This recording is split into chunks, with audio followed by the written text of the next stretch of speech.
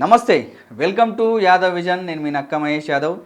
ఈరోజు మన ముఖ్య అతిథులు ప్రసిద్ధ పుణ్యక్షేత్రమైనటువంటి తిరుపతి వెంకటేశ్వర స్వామి దగ్గర వాసుదేవ యాదవ్ సేవా సంఘం ద్వారా యాదవ్ భవన్ని నిర్మాణం చేయడం జరుగుతుంది. దాంట్లో భాగంగా ఈరోజు హైదరాబాద్కి రావడం జరిగింది. సో అసలు యాదవ్ భవన్ని ఎందుకు నిర్మాణం చేస్తున్నారు, ఒకవేళ భక్తులంతా కూడా సభ్యత్వం తీసుకోవాలంటే వాళ్ళు పెట్టినటువంటి రిస్ట్రిక్షన్స్ ఏంటి, సో యాదవ్ భవన్ ద్వారా ఎలాంటి సేవలు అందించబోతున్నారని మరిన్ని విషయాలు మాట్లాడే ప్రయత్నం చేద్దాం. వాసుదేవ యాదవ్ సేవా సంఘం ఉపాధ్యక్షులు ముని మేఘనాథం యాదవ్ గారు ఉన్నారు.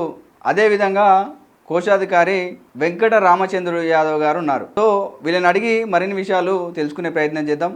యాదవ్ భవన్ కట్టాలంటేనే పెద్ద సంకల్పం ఉండాలి. దాంట్లో తెలంగాణ, ఆంధ్రప్రదేశ్, తమిళనాడు, కర్ణాటక ఇట్లా అన్ని రాష్ట్రాలు కూడా జనరల్ తిరుపతిలో ఎంతో భక్తితోటి వెంకటేశ్వర స్వామిని దర్శించుకోవడం జరుగుతుంది. సో అలాంటి పుణ్యక్షేత్రంలో మీరు యాదవ్ భవన్ అని ఎందుకు కట్టాలనిపించింది, అంత సంకల్పం ఎట్లొచ్చింది? యాదవ్ విజన్ ప్రేక్షకులందరికీ కూడా మా వాసుదేవ యాదవ్ సేవా సంఘం తిరుపతి వారి తరపున ప్రత్యేక ధన్యవాదాలు తెలియజేసుకుంటున్నాం. ముఖ్యంగా మహేష్ గారు అడిగినట్లు తిరుపతి అనగానే ఇది పవిత్ర పుణ్యక్షేత్రం, ప్రపంచానికి మొత్తానికి కూడా తెలిసినటువంటి భగవంతుడు మనం చూస్తున్నాం. యాదవులకి ప్రత్యేక స్థానం తిరుపతిలో ఉందన్న సంగతి ప్రపంచానికి అంతా కూడా తెలుసు. కారణం ఏంటంటే వెంకటేశ్వర స్వామి మొదటి భక్తుడు ఎవడరా అంటే యాదవులు. ఆ సుప్రభాతానికంటే ముందు తలుపులు తెరిసేది మనమే, తలుపులు మూసేది కూడా మనమే. అందుకని తిరుపతికి ఆ ప్రత్యేకత ఉన్నది.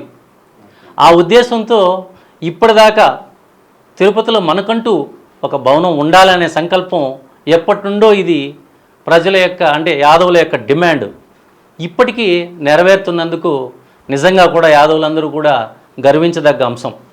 ఇది భగవంతుడిచ్చిన వరం స్థలంలో యాదవుల కోసం, యాదవుల చేత, యాదవులందరి చేత కాశ్మీర్ నుండి కన్యాకుమారి దాకా విచ్చేసే యాదవ భక్తులందరికీ కూడా సర్వీస్ చేయడానికి భవిష్యత్తులో ఈ భవన నిర్మాణం ఉపయోగపడుతుందని చెప్పి ఒకే ఒక సంకల్పంతోనే కొంతమంది తిరుపతిలో ఉన్నటువంటి అందరి పెద్దల్ని చేకూర్చి దీన్ని వాసుదేవ యాదవ సేవా సంఘం పేరు మీద అన్ని రాజకీయ పార్టీల్లో ఉన్న యాదవుల్ని, అన్ని యాదవ సంఘాలని కలిపి ఈ సంఘాన్ని నిర్మించి ఈ సంఘం ద్వారా ఈ భవనాన్ని నిర్మించడానికి ఏర్పాట్లు మొదలుపెట్టాం.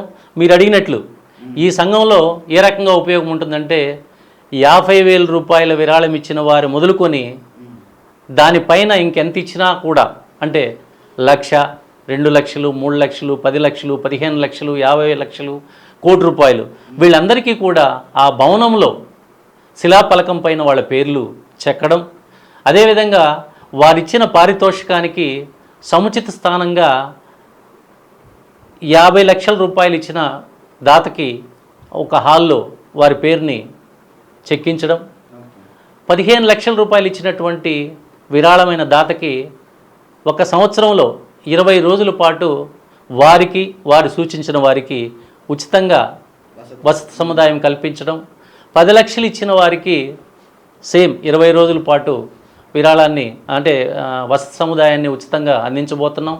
5 లక్షలు ఇచ్చిన వారికి 10 రోజులు, 2.5 లక్షలు ఇచ్చిన వారికి 5 రోజులు, 2 లక్షల రూపాయలు ఇచ్చిన వారికి 2 రోజులు, 1,00,000 రూపాయలు ఇచ్చిన వారికి 1 రోజు వంతున మనం అకామిడేషన్ని వారికి ఉచితంగా ఇవ్వబోతున్నాం.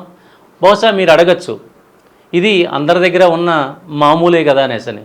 ఈరోజు తిరుమలలో అకామిడేషన్ మొత్తం కూడా చాలా కాంక్రీట్ జంగిల్ అయిందనే ఉద్దేశంతో భవిష్యత్తులో తిరుమలలో ఇంకా బిల్డింగ్ నిర్మించే అవకాశాలు తిరుమలలో తగ్గిపోయింది, మొత్తం ఫ్రెష్ అయిపోయింది. ఆ కారణం చేత తిరుపతిలో కూడా మనం తిరుమలలో ఎవరైనా డొనేషన్ చేయాలన్న ఆలోచన ఉన్నా కూడా తిరుపతిలో ఇటువంటి చోట్ల చేస్తే ఇది భగవంతుడు ఉన్నంతకాలం ఈ భవనం ఉంటుంది, వారికి సర్వీస్ అందుతూనే ఉంటుంది. కాబట్టి ఇది మన జాతికి ముడిపడినటువంటి అంశం కాబట్టి దీనికి భగవంతుడికి, యాదవ్ భక్తుడికి అనుసంధానంగా తిరుపతి యాదవ్ భవన్ నిర్మాణం జరగబోతుందనేది మన యాదవ్ విజన్ ద్వారా మేము ముందుకు తెలియజేయదలుచు. మేఘనాథం యాదవ్ గారు చెప్పండి, ఈరోజు యాదవ్ భవన్ నిర్మాణంలో భాగంగా హైదరాబాద్కి రావడం జరిగింది. సో హైదరాబాద్లో ఎవరెవరిని కలిశారు? ఈరోజు యాదవ విజన్ ప్రేక్షకులకి అందరికీ నా ధన్యవాదములు. నేను తిరుపతిలో బిల్డర్గా ఉన్నాను. ఈరోజు హైదరాబాద్కి విచ్చేసిన ముఖ్య కారణం ఏంటంటే తలసాని శ్రీనివాస యాదవ్ గారిని మరియు మన యాదవ ప్రముఖుల్ని నలుగురిని కలిశాము. తలసాని శ్రీనివాస యాదవ్ గారు ఈరోజు వాళ్ళ వంతు సహాయం చేశారు. అదేవిధంగా మిగతా వాళ్ళు కూడా మాట ఇచ్చారు నెక్స్ట్ వీక్ వచ్చి కలవమని. మన యాదవ సోదరులందరూ కూడా ఈ భవనంలో భాగస్వాములు కావాలని నా ముఖ్య ఉద్దేశము. ఫ్యూచర్లో పేద విద్యార్థులకు అందరికీ తిరుపతిలో వసతి సౌకర్యం కూడా ఇదే భవనంలో కల్పించబడుతుంది. ముఖ్యంగా ఎందుకంటే తిరుపతిలో 14 యూనివర్సిటీలు ఉన్నాయి. విద్యాపరంగా బాగా అభివృద్ధి చెందుతూ ఉంది. కాబట్టి మన విద్యార్థులందరూ కూడా 1 సంవత్సరం తర్వాత యూనివర్సిటీల్లో ఎగ్జామ్స్లకు కానీ మెయిన్ సెంట్రల్ యూపీఎస్సీ ఎగ్జామ్స్ కానీ కోచింగ్ సెంటర్ కానీ అన్నీ కూడా నడపాలని మా తిరుపతిలో మేము ఒక కమిటీగా ఏర్పడి ఈ బిల్డింగ్ని 10 సంవత్సరాల క్రితము పూనుకున్నాము. ఇప్పుడు కార్యరూపం దాల్చింది. ఫ్యూచర్లో మన వాళ్ళకి అందరికీ యాదవ కమ్యూనిటీ అందరికీ కూడా ఉపయోగపడుతుందని, దీంట్లో ప్రతి ఒక్కరూ భాగస్వామ్యం కావాలని నా యొక్క సంకల్పం. చెప్పండి రామచంద్ర గారు, జనరల్గా మనకు భారతదేశంలో అత్యంత ప్రసిద్ధ పుణ్యక్షేత్రం తిరుపతి. మరి అలాంటి తిరుపతిలో ఒక యాదవ్ భవన్ కడుతున్నారంటే ఇవాళ ఒక మంత్రిగా మాజీ మంత్రి తలసాని శ్రీనివాస్ యాదవ్ గారు, సో వాళ్ళు ఎట్లా ఫీల్ అయ్యారు? అసలు వాస్తవం చెప్పాలంటే వారు స్వామివారి దర్శనానికి విచ్చేశారు గత నెలలో వారి కుటుంబ సమేతంగా. వచ్చినప్పుడు వారి దృష్టికి ఈ విధంగా మనం గతంలో మీరు యాదవ్ భవన్ కడితే బాగుంటుందని చెప్పి తిరుపతి యాదవులకు ఒక సూచన కూడా తెలియజేశారు. వారి సూచన మేరకు ఇప్పుడు మనం భవన నిర్మాణం జరుగుతోంది, మీరు ఒక్కసారి చూస్తే బాగుంటుందని చెప్పి కోరిన వెంటనే వారు నిర్మాణం జరుగుతున్నటువంటి స్థలానికి విచ్చేసి చూసి చాలా ఆనందపడ్డారు. ఇంత అద్భుతమైన భవనం, ఇంత దగ్గర, మంచి వసతులతో కూడుకున్న భవనం కాబట్టి చాలా ఆనందపడి మీరు హైదరాబాద్కి వస్తే నేను విరాళాలు అందిస్తున్నాను, అదేవిధంగా నా తరపున కూడా ఎక్కువ మందిని అందులో విరాళాలు ఇచ్చేందుకు ప్రోత్సహిస్తానని చెప్పేసి వారు తెలియచేయటం, వారి కోరిక మేరకు ఈరోజు విచ్చేసాము. వారు ఏదైతే మాకు హామీ ఇచ్చారో హామీ మేరకు మాకు విరాళాన్ని వారు అందించారు. నిజంగా కూడా వారికి మనస్పూర్వక అభినందనలు తెలియజేయాలా. ఎందుకంటే వారి యొక్క పట్టుదల, ఒకటే మాట అన్నారు, యాదవులు ఐక్యంగా ఉండాలి నా కోరిక, మీరు ఏం చేస్తారో తెలియదు, త్వరగా పూర్తి చేసి యాదవులకు అందుబాటులో తీసుకురండి అని చెప్పి వారు గట్టిగా కోరారు. వారి కోరికను కూడా మేము నిజంగా నెరవేర్చాల్సిన బాధ్యత మా పైన ఉంది. ఆ రకంగా హైదరాబాద్లో చాలామందికి వారు ఫోన్ చేసి ఇట్లా మనం తిరుపతిలో కట్టబోతున్నారు మన వాళ్ళు, అందుకు మీరు సహకరించండి అని చెప్పి వారు కోరడం జరిగింది. అదేవిధంగా మీరు అడిగిన ప్రశ్నకి ఈరోజు భారతదేశ వ్యాప్తంగా ఉన్నటువంటి కోట్లాది మంది యాదవులు వీరు వారి వారి ప్రాంతంలో భవనాలు నిర్మించడం ఆనవాయితీ జరగచ్చు. అయితే తిరుపతిలో నిర్మిస్తున్నటువంటి భవనానికి ఒక ప్రత్యేకత ఉంది. ఎందుకంటే ఇక్కడ భగవంతుడు ఉన్నంతకాలం భవనం అవసరం, భవనం ఉన్నంతకాలం మన యాదవులకు అవసరం. కాబట్టి ఈ అనుసంధానం ఇంకెక్కడ ఉండదు. అక్కడ లోకల్ ప్రాంతానికి ఉపయోగపడుతుంది, మిగిలిన ప్రాంతాల్లో భవనాలకి. కానీ ఒక్క తిరుపతిలో కడుతున్నటువంటి యాదవ్ భవన్కి ఈ ప్రత్యేకత ఏంటంటే కాశ్మీర్ నుండి కన్యాకుమారి వరకు వచ్చేవారికి ఇది ఎప్పుడు తోడు నీడుగా ఉంటుంది. కాబట్టి ఇది తిరుపతిలో అవసరమన్న ఉద్దేశంతోనే మనం ఏమంటున్నామంటే ఇక్కడ లక్షలు కోట్లు కాదు మనం ఆశిస్తున్నది, ప్రతి యాదవుడు ఇది నాది అని ఫీల్ అయ్యి వారికి ఎంతో కొంత దోహదం చేస్తే ఇది నాది అనే ఫీలింగ్ వస్తుంది. కాబట్టి ఎప్పుడైనా తిరుపతికి వచ్చినప్పుడు ఇదిగో నేను పలానా భవనానికి నేను ఒక 10 రూపాయలు విరాళం ఇచ్చాను, నేను ఆ భవనం చూడాలని చెప్పి వారికి కోరిక పుట్టడం, వారు వచ్చిన తర్వాత ఆ యొక్క నిర్వహణ ఇవన్నీ చూసిన తర్వాత ఆనందంతో పొంగిపోయే అవకాశాలు మేము ఆ రకంగా ప్రణాళికను సిద్ధం చేస్తున్నాం. ఇందాక మా ఉపాధ్యక్షులు మునిమేఘనాథ్ అని చెప్పినట్టు తిరుపతిలో 14 యూనివర్సిటీలు ఉన్నాయి, మంచి విద్యా కేంద్రం. ఎంతోమంది పీజీ దాకా వచ్చి విద్యార్థులు హాస్టల్ వసతి లేక వెనక్కి వెళ్ళిపోయి ఆగిపోయే పరిస్థితులు కనబడుతున్నాయి. అదే రకంగా కోచింగ్ సెంటర్లు కూడా తిరుపతిలో ఇప్పటిదాకా మంచి మెరుగైన కోచింగ్ సెంటర్లు లేవు. ఒక మంచి మెరుగైన కోచింగ్ సెంటర్లు ఇవ్వగలిగితే భవిష్యత్తులో మంచి విద్యార్థులు పైకి వచ్చే అవకాశం ఉంది. కాబట్టి విద్యా అవకాశాన్ని సద్వినియోగం చేసుకుందామనేది మా రెండో సంకల్పంగా. ఎందుకంటే హాస్టల్ పెట్టడం గొప్ప విషయం కాదు, రెవెన్యూ లేకుండా హాస్టల్ పెట్టడం అనేది గుడ్డి సూత్రం అవుతుంది. అందుకని రెవెన్యూ ఫస్ట్ జనరేట్ చేస్తున్నాం. ఎందుకంటే మీరు ఈ భవన నమూనాను కనుక చూస్తే అద్భుతమైన భవన నమూనా. ఇందులో గ్రౌండ్ ఫ్లోరు, ఫస్ట్ ఫ్లోర్ కిచెన్గా పెట్టబోతున్నాం, సెకండ్ ఫ్లోరు మొత్తం 6 ఫ్లోర్లు కడుతున్నాం. 7వ ఫ్లోర్లు మన వాళ్ళు ఎవరైనా చిన్న చిన్న గ్రూపులు మీటింగ్లు పెట్టుకోవడానికి, లేకపోతే ఏదైనా ఎగ్జామ్స్ కోసమో లేకపోతే కోచింగ్ కోసమో వచ్చే విద్యార్థులకి ప్రస్తుతానికి తాత్కాలికంగా ఒక 1/2 ఫ్లోర్ ఈరోజు ఈ బిల్డింగ్ పైన ఏర్పాటు చేస్తున్నాం. పూర్తి స్థాయిలో రెవెన్యూ జనరేట్ అయిన తర్వాత మంచి భవన సదుపాయాన్ని కూడా కల్పించాలనే సదుద్దేశం ఉంది. ముఖ్యంగా ఈ భవనంలో కార్ పార్కింగ్ పెడుతున్నాం. అదే రకంగా ఫస్ట్ ఫ్లోర్లో కిచెను, డైనింగ్ హాల్ పెట్టబోతున్నాం. అదే రకంగా సెకండ్ ఫ్లోర్లో 200 నుండి 300 దాకా కెపాసిటీ కలిగినటువంటి ఒక మ్యారేజ్ హాల్ని కట్టబోతున్నాం. దానిపైన 3 అంతస్తుల్లో ఒక ఫ్లోర్కి 12 రూములు చొప్పున 12 రూములు చొప్పున మొత్తం 36 రూములు దీంతో కన్స్ట్రక్ట్ చేయబోతున్నాం. ఈ 3 ఫ్లోర్లో కూడా 3 సూట్ రూములు పెట్టబోతున్నాం. ఈ సూట్ రూమ్కి 15 లక్షల రూపాయలు డొనేషన్ అన్నాం ఇందాక మీకు చెప్పినట్టు.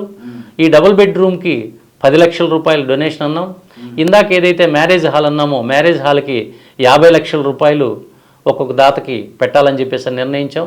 కాబట్టి ఈ నిర్ణయం మేరకు అందరూ లక్షలు అనేది కుదరకపోయినా మీ వంతు ఎంత సహాయం వీలైతే అంత సహాయం అందించకపోయినా పర్లేదు, మీరు వచ్చి భవనాన్ని చూసి ఆశీర్వదించాలనేది మా ముఖ్యమైన విన్నపం. ఎందుకంటే మీరు చూశారు, గతంలో ఒక మందిరానికి దేశం మొత్తం ఇటుకరాలు తీసుకురండి అన్నారు. అక్కడ ఇటుకరాలు లేక కాదు, దాని సంకల్పాన్ని జనాలకు తీసుకుపోవడానికి.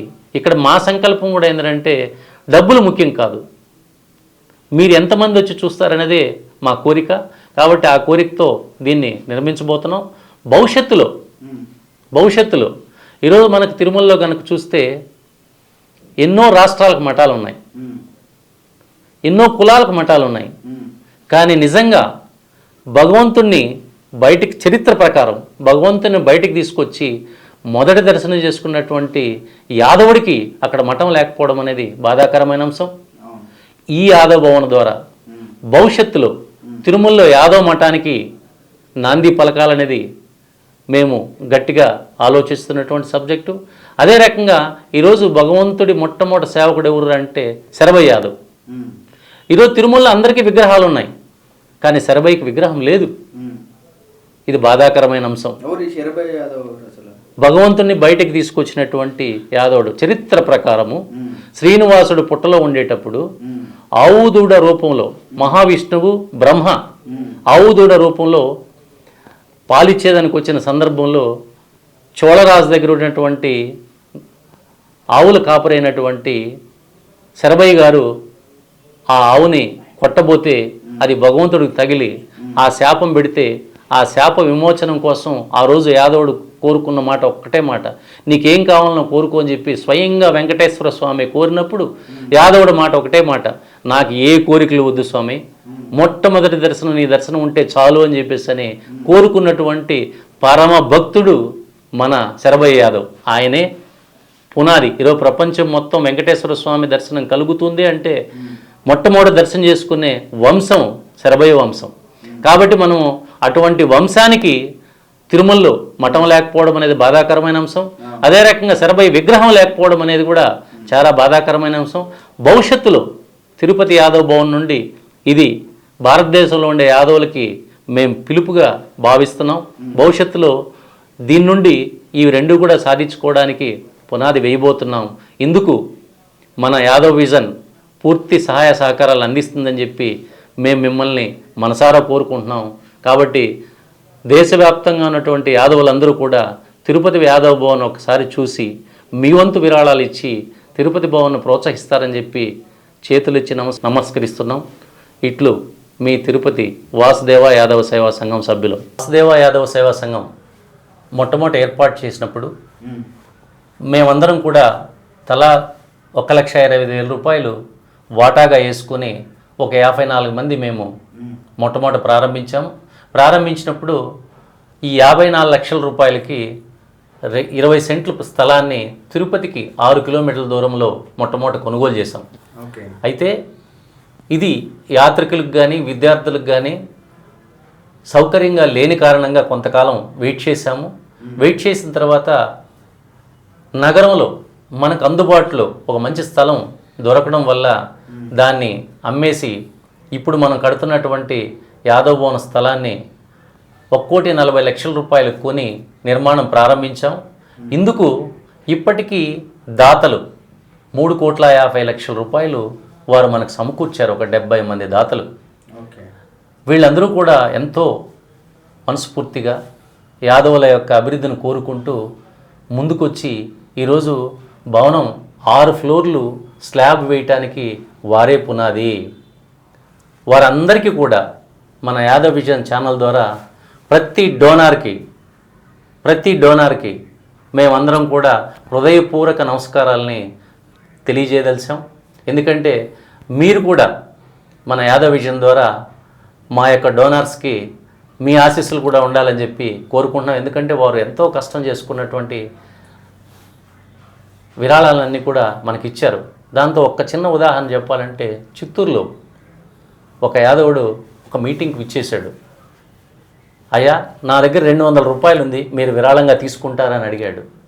నిజంగా కూడా విరాళ దాతలంటే తను భోజనానికి తెచ్చుకున్న 200 రూపాయలు కూడా యాదవుల యొక్క అభివృద్ధి కోసం, యాదవులు చేస్తున్నటువంటి మంచి పని కోసం 200 రూపాయలు ఇచ్చి విరాళాలు ఇచ్చి మనల్ని ప్రోత్సహించడం అంటే ఎంత ఆనందం ఉందో ఇంకంతకంటే చెప్పక్కర్లేదు. ఆ రకంగా ఎంతోమంది యాదవులు ముందుకు రావాలని చెప్పేసి అని కూడా ఈ సందర్భంగా కోరుకుంటున్నాం కదా. మంచి సంకల్పంతో ప్రసిద్ధ పుణ్యక్షేత్రమైనటువంటి తిరుపతిలో యాదవ్ భవన్ని నిర్మాణం చేయడం జరుగుతుంది. కాబట్టి ఈ యాదవ్ భవన్లో పాలు పంచుకోవాల్సినటువంటి బాధ్యత ప్రతి ఒక్క యాదవుని పైన ఉందనేది వాళ్ళు చెప్పడం జరుగుతుంది. వాస్తవంగా చూసినా కూడా అలాంటి ధైర్యం చేసి ఒక మంచి మనసుతోటి, ఒక భక్తితోటి ముందుకొచ్చే వాళ్ళే చాలా తక్కువ మంది ఉంటారు. కానీ వాసుదేవ యాదవ్ సేవా సంఘం ద్వారా వాళ్ళు ఒక సంకల్పాన్ని తీసుకొని ఒక భవనమే కాదు, దాని నుంచి ఒక కోచింగ్ సెంటర్లు, ఒక స్టూడెంట్లకు కావాల్సినటువంటి హాస్టల్ ఫెసిలిటీస్ కూడా కల్పించాలనే ఉద్దేశంతో వాళ్ళు ముందుకు వెళ్ళడం జరుగుతుంది. కాబట్టి యాదవులంతా కూడా ఈ యాదవ్ భవన్ని ఒక్కసారి సందర్శించి మీకు తోచినంత విరాళాలు అందించాలని చెప్పేసి యాదవ్ విజన్ ద్వారా కూడా మీకు తెలపడం జరుగుతుంది. కాబట్టి మా స్టూడియోకి ఇచ్చేసినటువంటి మీకు కూడా ప్రత్యేకంగా ధన్యవాదాలు. సో చూస్తూనే ఉండండి, ఇలాంటి మంచి మంచి వ్యక్తులను మేము ముందుకు తీసుకొచ్చే ప్రయత్నం చేస్తాం. కాబట్టి మా యొక్క యాదవ్ విజన్ ఛానల్ని లైక్ చేయండి, షేర్ చేయండి, సబ్స్క్రైబ్ చేయండి. ధన్యవాదాలు.